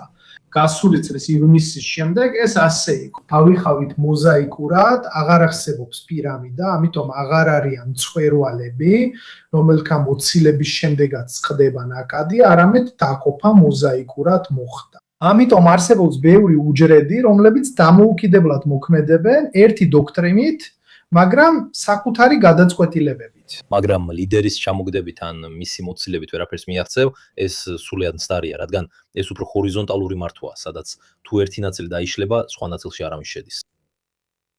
ზუსტად ასეა, ისინი ამასაც იყვნენ მიჩვეულები. ირანში ერთი მაკაბრული ხუმრობა დადიოდა, რომ როდესაც გენშტაბის უფროსის დანიშვნა იყო საჭირო, უნდა ეკითხათ მოსადს. ამას თვითონვე ერთმანეთს ეუბნებოდნენ. ასე რომ მოკლედ სისტემებში და სადაზვერო სამსახურებში შეღწევა ძალიან მაღალია. მოზაიკური დაყოფა, რომელიც სხვათა შორის დოქტრინა იყო და მასშიც გავრცელებული იყო, ესე მუშაობდა ეს ყველაფერი. ეს მათ საშუალებას აძლევს იმ მომენტებში, როცა ვერ ახერხებენ საუბარს ტრადიციული არხებით, იმოქმედონ, გააგრძელონ მოქმედება ნახევრად ავტონომურად. ეს ერთ-ერთი საკითხია, რომელიც ყველაზე მეტად აშფოთებს შეერთებულ შტატებს და ასევე გვაშფოთებს ჩვენ ევროპელებსაც. რადგან მარტოხელა მგლები ძალიან რთულად დასამუშავებელნი არიან. ხელისუფლება აქტიურად მუშაობს და ძალისხმევას არ იშუქებს. როგორც ადრე ხედავდით. ეკოსისტემა, რომელშიც ისინი მოქმედებენ, ძალიან რთულია, ყოველდღე იცვლება, ეს არის რთული ნაზავი შესასწავლად და ხშირად როცა სწავლობენ, ხელისუფლებას უკვე გადაასწრეს სხვა ტიპის ორგანიზაციებმა. მე ვიტყოდი, რომ 23-24 საათზე თითქმის გვაქვს ეს სხივი. რაგან შემდეგ თამაში იქნება, ვინმე საინტერესებს ნახოს 11 ძალიან მაღალ ანაზღაურებადი ტიპი, რომლებიც ბუთს დასდევენ. მე პირადად არა, მაგრამ ვეცადე რომ არ გადავდიოდი სხვა საქმეებზე. წყაროებს აღწერაში ნახავთ, ბული დავდე ყველა წყაროზე, ასე რომ შეგიძლიათ ჩამოტვირთოთ და გაანალიზოთ. ემოჯებით ძალიან ნუითამაშებთ. დღეს თორემ ნებისმიერ სიაში აღმოჩნდები ქუჩაში. ამიტომ ჩემი აზრით კიდევ შევხვდებით და არასხივ შევხვდებით პირდაპირ ეთერში ირანთან დაკავშირებით, სადაც აუცილებლად იქნება მორო. სხვა კაპიტნების ამბებს ნამდვილად ვიგებ, უსმენ მათ. იბირებ მათ, ანუ ხელოვნური ინტელექტის დახმარებით. ცოტა ხანში არა მე მათგან ნიმუშებს ვიღებ, ცოტა ხანში მეყოლება ჩემი ციფრული კაპიტიტინო, ჩემი ციფრული მორო. პოვებ მათ 12 საათის განმავლობაში საუბარში, მარათონივით თავისთვის ხო ასე. ზუსტად, ძალიან კარგი მეკო, რა გითხრა. კიდევ ერთხელ მადლობა მოწვევისთვის და მადლობა ყველა შენს მსმენელს, რომ ესეთი მოთმინებით მოგვისმინეს. და იმედი მაქვს, რომ ისინი გააღრმავებენ თავიანთ ცოდნას, არა ხელოვნურ ინტელექტზე, არამედ იმაზე თუ როგორ დაიცვან თავიანთ ყველაფრისგან, ამ სამყაროსგან, რომელიც მოდის. მადლობა. სასიამოვნო ღამე და მშვიდობიანი ღამე მათ ვინც გვიყურებთ შუა ღამეს. ამაზე ადრე ერთ ბოლო რამ მინდოდა მეთქვა, რადგან აქ არის ოსი ინტელიჯენსის წარმომადგენელი. ჩვენ წინ მივდივართ, ტესტავთ clients, რომლითაც თქვენ შეგიძლიათ გააკეთოთ განაწილებული გამოთვლა, რათა დაგვეხმაროთ. ძალიან მადლობელი ვარ ყველა იმ კომენტარისთვის, ვინც ქვემოთ დაწერა. და კომპიუტერში ჩართულ ზაგიტოვებთ. და ამ კლიენტის იდეაში ხელს შეგიწყობთ. მაგალითად, როგორც სეთი, რომ დაგეხმაროთ წყაროების კლასიფიცირებაში და ასე შემდეგ. და ასევე ყველა იმ ელპოსტაზე რაც მივიღეთ და მე გუნდს გადავუგზავნე. ისინი შეფასდება კომპეტენციების მიხედვით, მათ შორის ვინც დახმარებას სთავაზობს, იმაზე რასაც მალე გამოვაქვეყნებთ, რაც აპლიკაციას ხდება, რაც კლასიფიცირებას ეხება და ასე შემდეგ. მოკლედ, მუშაობა საზოგადოებასთან ერთად, როგორც ფაქტების გადამოწმებაში, ასევე დებაგში და ცვლილში. სწორედ აპარატურა ამ პროგრამულ უზრუნველყოფასთან ერთად, რომელიც ძალიან ცოტა რესურსს მოიხმარს. 10% მაქსიმუმ 15% როცა არაფერს აკეთებთ. რადგან ესეთი ტიპის კლასიფიკაციის გაკეთება უზარმაზარ სახსრებს მოითხოვს. ამის ნაცვლად თუ ამას ასე გაავრცელებთ, ყველას ხარდაჭერით, ბევრის მიღწევა შეიძლება. დიახ, მე მომწონს ის, რასაც აკეთებენ მონაცემთა მაინერები, მაგალითად hash მაინერი, რომელიც იყენებდა შენს გრაფიკულ ბარათს, როცა გეძინა და გადაგიხდიდნენ ბიტკოინში ნამაინინგები ბიტკოინის ნაწილს, სხვა მომხმარებლებთან ერთად. ეს დაახლოებით იგივეა, მაგრამ მიზანი ფაქტების გადამოწმებაა. წყაროების კლასიფიკაციის გაუმჯობესება, რომლებიც უკვე 12500-ია და საბოლოოდ ბევრად უფრო სანდო ინფორმაციის მიღება. მიგერძოება და უწყვეტია. რადგან ჩვენ მათ ასობით ქვეყნიდან ვიღებთ, არა მხოლოდ იტალიურიდან, ინგლისურიდან და ასე შემდეგ, ამიტომ ისინი უფრო და უფრო საინტერესო სურათს გვაძლევენ. რადგან შეიძლება ბანგლადეში იყოს ვიღაცა, რომელიც უკრაინაში კორესპონდენტად მუშაობს და ის რაღაცას ხედავს, რასაც ჩვენ ვერ ვხედავთ. მით უმეტეს თუ ბოლომდე დააკვირდებით. ჩვენი დაზეთების მიერ დავრცელებული სიახლეების უმეტესობა თითქმის ყველა არის Associated Press-ის, Reuters-ის, Bloomberg-ის და ასე შემდეგის რეპლიკა. ამიტომ ისინი ძალიან გავს ერთმანეთს. საკმარისად კარგი სიახლეების მოსაძებნად უნდა მიმართო ცალკეული სამხედროების, ბლოგერების ან მსგავსი წყაროების ინფორმაციას. ასე რომ, ყველას მადლობა და მალე შევხვდებით. ყველას მადლობა.